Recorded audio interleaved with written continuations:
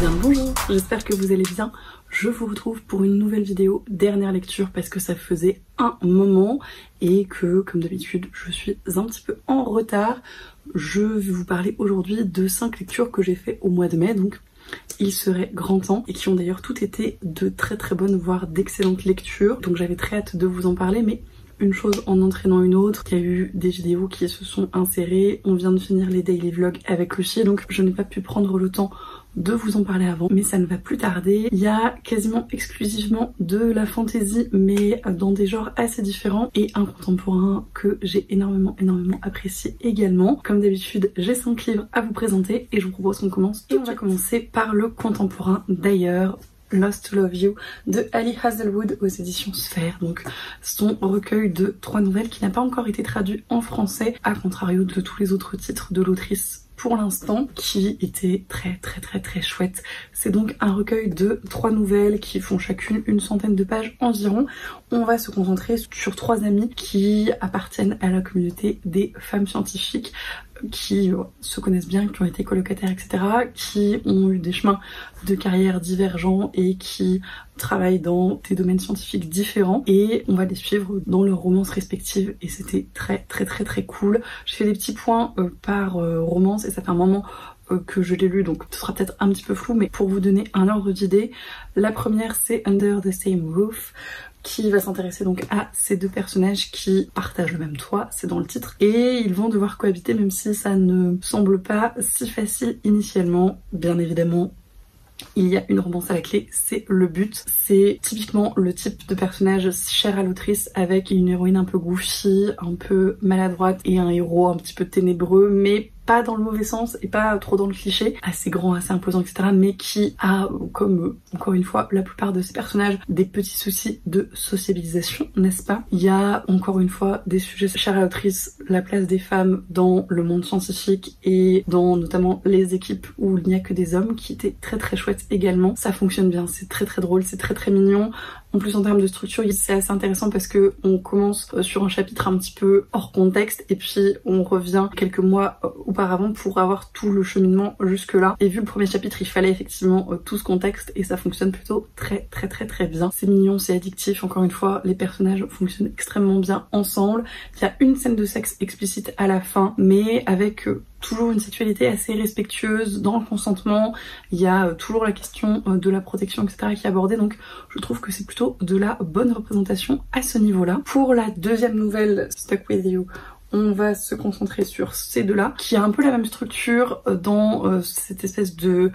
flashback, et c'est intéressant parce que c'est pas forcément si facile que ça d'amener de la tension et de l'enjeu dans des nouvelles de romance où en 100 pages il faut qu'ils tombent amoureux, et en plus là, pour toutes les nouvelles, c'est des enemies to lovers, donc il y a un petit peu de passif à déconstruire, et ce côté flashback permet du coup certaines choses à ce niveau-là, et fonctionne très bien, je trouve, parce qu'on a envie de savoir comment on en est arrivé là, etc. En plus, typiquement, cette nouvelle fonctionne un petit peu en huis clos parce qu'ils sont coincés dans un ascenseur, donc il faut revenir un petit peu en arrière pour comprendre leur passif, etc. Puisque là, c'est un Friends to Enemies to Lovers, si je ne dis pas de bêtises. Il y a de la représentation d'anxiété et d'attaque de panique qui était plutôt bien faite et cohérente dans l'ensemble, et qui fonctionnait très bien. Et c'est pour le coup une relation qui repose pas mal sur un quiproquo et des problèmes de communication, mais qui s'explique, je trouve, assez bien, en tout cas qui sont cohérents et qui m'ont pas trop dérangé, notamment parce que c'est une nouvelle que ça dure pas 1500 000 ans non plus,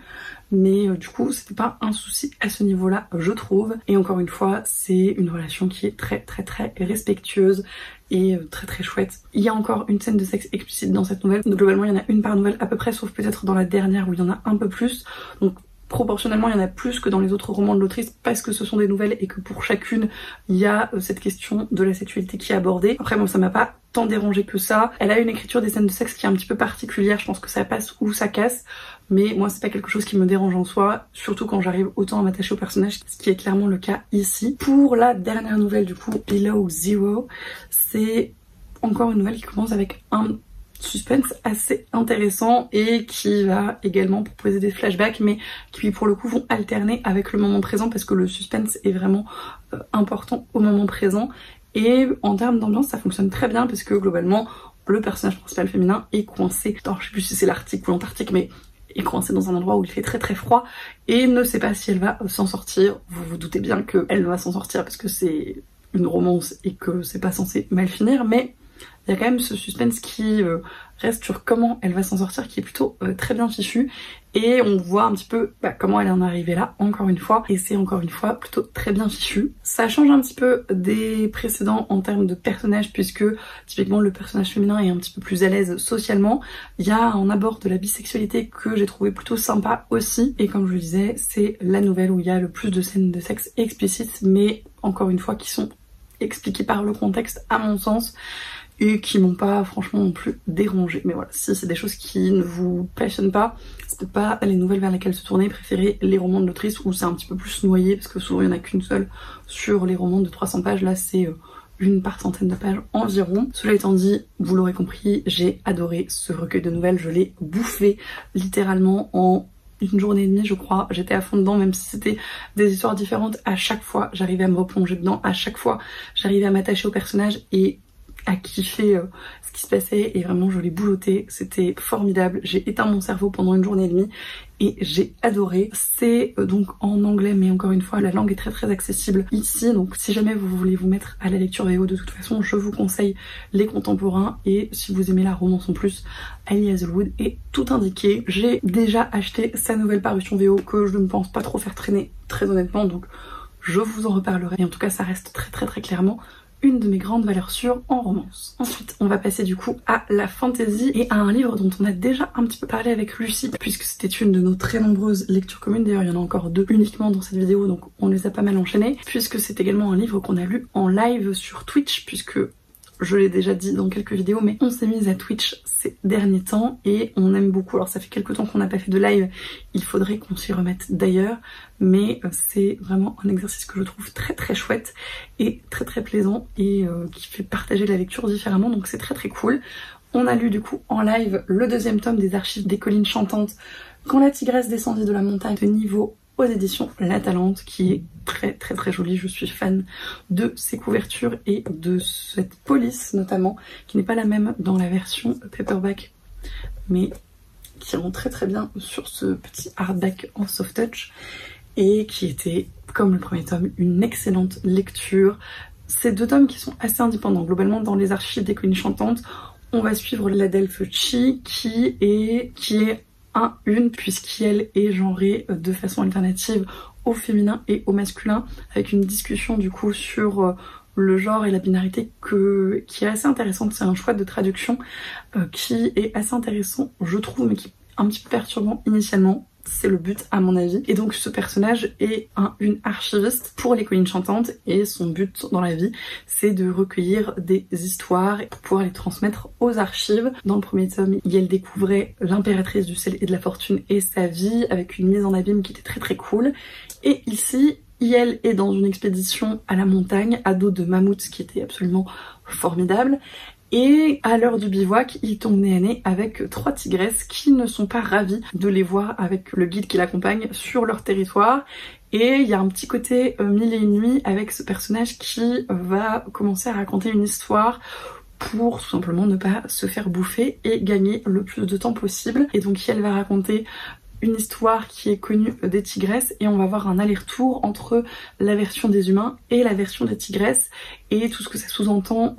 dans les cultures des uns et des autres, et dans la façon de voir les choses des uns et des autres, et c'était absolument génial. J'ai adoré cette façon de raconter l'histoire, et le fait que la perspective joue énormément sur le propos de fond et sur ce qu'on comprend finalement de l'histoire, et c'était trop cool. L'écriture est bien évidemment hyper agréable, ça se lit tout seul, c'est très poétique et à la fois très imagé, et ça fonctionne hyper bien avec le type de récit qui est différent dans l'ambiance que le premier tome, et ça se ressent je trouve un petit peu au niveau de l'écriture, donc ça marche parfaitement bien, et vraiment c'était une grande réussite. C'est très court, ça se lit très vite, comme le premier tome c'était l'histoire de 2-3 heures grand maximum, mais c'était un plaisir de le lire avec Lucie, de le partager en live, et c'est une expérience de lecture que j'ai absolument adoré faire. On lira bien évidemment le 3e tome dès sa sortie, je crois que c'est prévu courant automne. Peut-être qu'on en refera un live, parce que vraiment encore une fois c'était une trop chouette expérience, mais en tout cas Si vous n'avez pas encore découvert les archives d'Héroïne Chantante, je vous les recommande bien évidemment extrêmement chaudement. Ensuite, on continue dans la fantasy et dans l'excellente fantasy et dans les lectures communes non moins excellentes avec Lucie. On a lu Morgane Pendragon de Jean-Laurent Del Socorro aux éditions Albin Michel Imaginaire, qui est donc une réécriture de légende arthurienne où c'est Morgane qui va sortir l'épée du rocher et devenir la souveraine légitime du royaume de l'ogre. Donc c'est une légende morganienne et c'était absolument génial. Déjà, ça commençait extrêmement bien puisque le récit s'ouvre avec une carte qui est claire, qui est nette, qui est précise et qui permet de comprendre un petit peu toute la géopolitique du Royaume-Uni de l'époque, j'ai envie de vous dire. On a une liste des personnages principaux pour s'y retrouver parce qu'il y en a quand même un certain nombre, donc on était sur des super bases et ensuite on suit donc en alternance le point de vue de Morgane et d'Arthur qui n'est donc pas bien évidemment devenu roi et qui étaient tous les deux très intéressants. Le personnage de Morgane et son évolution sont passionnantes à suivre, on la voit sortir l'épée du rocher, devenir reine avec tous les questionnements, toutes les remises en question que ça implique et c'était très intéressant. De même du côté d'Arthur puisque il se voyait bien roi et il est un peu déçu, mais ils ont une relation avec Morgane qui est également très intéressante et qui va aussi évoluer au cours du récit. Et donc on le voit essayer de concilier un petit peu ces deux aspects-là, encore une fois de façon très réaliste et très bien faite à mon sens. Donc déjà ça c'était passionnant. On rajoute une société médiévale avec énormément d'inclusivité, avec des femmes chevalières, avec des relations amoureuses beaucoup plus libres, avec du polyamour, avec des relations MM, des relations FF, avec vraiment une diversité très chouette. Il y a un personnage qui est mort, il y a qui est mort M-A-U-R-E, hein. Des religions différentes, il y a vraiment un panel de choses assez large et qui change très agréablement des légendes arthuriennes classiques qui sont quand même très occidentaux centrés et pas hyper variés en termes de d'ethnie ou de religion, alors que historiquement il y avait quand même un petit peu plus de variations que ça. Il va y avoir une question de religion très intéressante et très bien amenée encore une fois, et moi c'est une des choses que j'apprécie le plus je pense dans les légendes arthuriennes, c'est le rapport entre l'ancienne religion de la déesse mère qui est en général un petit peu plus libre et l'arrivée du christianisme en Angleterre qui est beaucoup plus étriquée et beaucoup plus impérative, et on a du coup ces deux choses qui rentrent en conflit et qui chez différents personnages vont amener à différentes évolutions et qui étaient encore une fois absolument passionnante et très bien faite. On suit donc, comme je le disais, les points de vue de deux personnages, mais on va en balayer beaucoup d'autres qui sont très bien caractérisés, même si chez Jean-Laurent Del Socorro c'est souvent assez rapide. C'est pas ce qu'on pourrait appeler des romans character driven. Là c'est un petit peu plus, je pense, que dans tous les autres récits que j'ai lus de lui, parce que l'évolution des choses tient beaucoup à l'évolution des personnages et ça fonctionne très bien. Il y a également le personnage de Merlin qui est très intéressant et qui est dépeint de façon beaucoup moins positive qu'il ne peut l'être certaines fois, notamment avec toutes les magouilles dans lesquelles il s'implique. Et en termes de diversité, de tolérance, d'inclusivité, Morgane est bisexuelle et il y a ce rapport du coup avec Guenièvre qui d'une part est chevalière, d'autre part pourrait devenir sa reine, ce qui est très intéressant et qui change.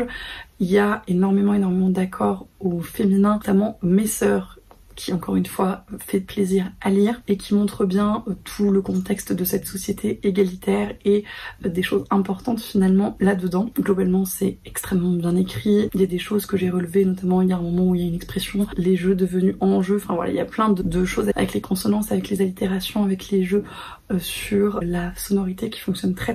bien. C'est une réécriture qui, par certains côtés, est très historique, basée sur un certain nombre de faits avérés et qui, à d'autres niveaux, prend des libertés, notamment voilà avec cette société égalitaire, etc. Et je trouve que c'est un mélange qui fonctionne hyper bien et comme l'a très bien dit Lucie dans sa vidéo avis, c'est la preuve qu'on peut faire de la fantaisie historique avec de la tolérance, avec de la diversité et qu'on n'est pas obligé de faire des récits racistes et homophobes à tout va, et c'est typiquement ça et ça fonctionne très bien dans cette histoire. Il y a en plus des petites références qui font plaisir à lire, notamment une formidable au Seigneur des Anneaux qui m'a à la fois fait rire et bien plu pendant ma lecture. Voilà, vous l'aurez compris, c'était une excellente lecture commune. Un beau coup de cœur globalement pour cette réécriture que je trouve vraiment formidable et qui à mon sens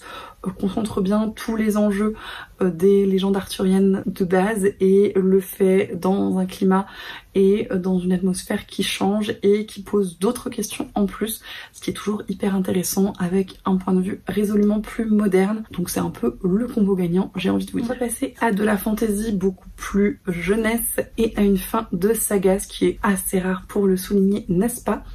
J'ai lu La Maison aux Mille Détours, le 3e tome de la trilogie de Hurle de Diana Wynne-Jones aux éditions Inis, qui est donc le 3e et dernier tome, qui fait suite au château de Hurle et au château dans les nuages, je crois, quelque chose comme ça. J'avais adoré le premier tome, beaucoup moins le second, qui n'avait pas du tout le même ton et qui m'avait un petit peu perdue. J'avais eu du mal à m'accrocher aux personnages, aux enjeux, etc. C'était moins mon délire, on était beaucoup plus côté Mille et une nuits, mais je sais pas, il y avait quelque chose qui ne collait pas alors que c'est pas un univers que je déteste, loin de là. Dans celui-ci, heureusement, on est revenu typiquement dans ce que l'autrice fait de mieux à mon sens et dans ce que j'avais adoré dans le premier tome, avec ce côté jeunesse et ces personnages très chouettes, puisque là on va suivre une jeune fille qui globalement a l'air de passer sa vie dans ses livres aux grandes dames de ses parents et qui va être convaincue plus ou moins par une grande tante de s'occuper de la maison d'un arrière-grand-oncle sorcier pendant qu'il se fait soigner. Elle va débarquer là-bas et c'est une maison de sorciers qui n'est bien évidemment pas comme les autres du tout et qui va lui donner du fil à retordre, surtout quand un apprenti sorcier vient lui aussi y emménager, et ça fonctionne très bien. On suit le point de vue de ce personnage féminin et c'est une ado qui peut parfois être un petit peu insupportable, mais que d'un autre côté on comprend bien et avec laquelle on arrive à rentrer en empathie. J'ai expérimenté son agacement, la sensation d'être dépassée qu'elle peut avoir en arrivant devant des monceaux de linge sale et de vaisselle en train de moisir gentiment. C'est un personnage qui est vraiment très cool à suivre à ce niveau-là et qu'on va voir grandir et évoluer au cours de l'aventure, et c'était hyper bien fait. C'est un univers magique au sens propre et avec vraiment ce côté merveilleux et émerveillement constant, avec des trouvailles, avec des surprises à tous les coins de mur et des choses qui bougent et une maison qui est plus grande qu'elle en a l'air, etc. Et ça fonctionne excellemment bien. Il y a à contrario les personnages plus étroits d'esprit, assez classiques dans le genre et chez l'autrice globalement, mais qui pareil en opposition fonctionnent très bien avec cet univers magique fantasque. On retrouve bien évidemment, et pour mon plus grand plaisir, Sophie et Hurle qui vivent leur vie bon gré mal gré, et malgré surtout, j'ai envie de vous dire, les idées un petit peu farfelues de Hurle qui ne sont pas toujours au goût de Sophie, mais qui encore une fois fonctionnent bien et fonctionnent dans l'agacement et dans le rire, donc c'est tout ce qu'on leur demande. Il y a plein de fils qui s'entremêlent initialement avec des kobolds qui se révoltent, avec un royaume qui a l'air au bord de la faillite et un mystère royal globalement très intriguant, et puis tout ça qui se tisse et pour lesquels on voit pas forcément le rapport initialement, mais qui au fur et à mesure forment un tout cohérent et se révèlent à la fin pour, encore une fois, mon plus grand plaisir, parce que j'ai trouvé que l'ensemble était hyper bien fait, hyper bien construit, hyper bien amené et très satisfaisant à dénouer. Globalement, c'est un récit initiatique sur l'apprentissage d'être seule, d'être indépendante, de faire des choses, de se découvrir aussi par ce biais-là, et ça fonctionne encore une fois très bien. Petit plus, on revoit aussi Calcifer qui est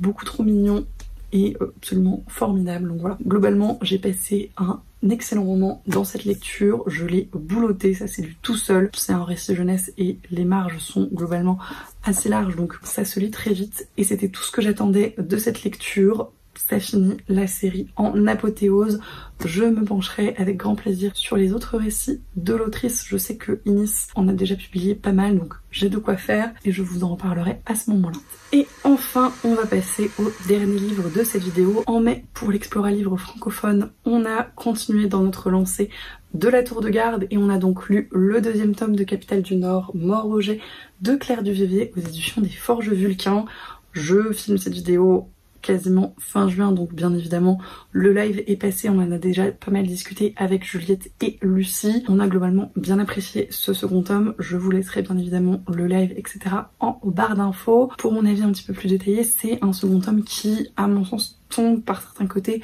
dans les défauts classiques des seconds tomes de trilogie, c'est-à-dire que il est parfois un petit peu lent. Typiquement ça démarre assez doucement et ça prend son temps. Après c'est pas quelque chose qui m'a particulièrement dérangée. Je sais que Juliette notamment a eu des petits soucis au niveau du rythme. Moi je me suis un petit peu laissée porter et j'ai apprécié finalement certains passages assez lents parce que ça permettait de développer un petit peu plus notamment la gestion du trauma que doivent faire les personnages après les événements de la fin du premier tome notamment. Donc ça marchait pas trop mal à ce niveau-là, ça s'accélère un petit peu plus par la suite, mais c'est vrai qu'il y a des petites variations qui peuvent être un petit peu gênantes, je pense. Le personnage d'Amalia est toujours pas mon personnage préféré de la série, mais je trouve qu'elle a une évolution très très chouette dans ce second tome et qui fonctionne très bien à plusieurs niveaux. Encore une fois, ça pourrait aller encore plus loin et j'ai de grands espoirs pour le troisième tome notamment, mais je trouve que c'est déjà pas mal et c'était très intéressant en tout cas de l'avoir évolué dans d'autres cercles et de se construire une autre identité. Du coup, on va reparler du jeu de la tour de garde dont vient un petit peu le nom de la série, mais pas que, et de son apprentissage, et ça c'est un passage que j'ai absolument adoré, qui fonctionnait je trouve très très bien. Il y a d'autres mystères qui se mettent en place et on revient finalement assez peu sur ceux de la fin du premier tome et c'est ce qui a un petit peu frustré Juliette également, moi à minima, mais effectivement on y revient finalement pas trop et on se concentre sur d'autres aspects qui sont également intéressants mais qui ne répondent pas à tout. Donc à voir encore une fois ce que ça va donner pour le troisième tome, mais j'espère que tout va bien s'assembler et qu'on va avoir les réponses à toutes les questions parce que j'en ai un certain nombre. C'est globalement un second tome assez triste mais avec encore une fois une psychologie des personnages que j'ai trouvé intéressante et bien fichue et bien amenée et dans leur évolution également, notamment encore une fois le personnage d'Amalia qui est parfois mise face à ses contradictions pour son plus grand plaisir, vous vous en doutez bien, mais qui permet du coup d'aborder des sujets intéressants et d'avoir des discussions absolument passionnantes sur un certain nombre de sujets sociopolitiques que j'ai beaucoup apprécié également. Il y a comme le premier tome tout un jeu autour du registre de langue qui est beaucoup plus présent parce que va y avoir des variations dans celui-ci. Je ne sais pas si vous vous souvenez de nos avis sur le premier tome ou si vous l'avez lu, mais il y a énormément de tournures de phrases ronflantes et de temps qu'on n'utilise plus franchement à l'oral qui sont très présents dans le premier tome. Et donc là, il y a une espèce de transition qui se fait qui est très bien faite et très chouette à suivre et qui rajoute de l'ambiance et du contexte et qui le fait très bien. J'ai beaucoup apprécié, mais comme dans le premier tome, le personnage de Jonas que je trouve hyper attachant et très intéressant et encore une fois dans son évolution qui permet de discuter d'un certain nombre de choses, donc c'est plutôt chouette. Il y a un petit peu de scènes de sexe qui sont pas énormément explicites mais qui en plus sont très intéressantes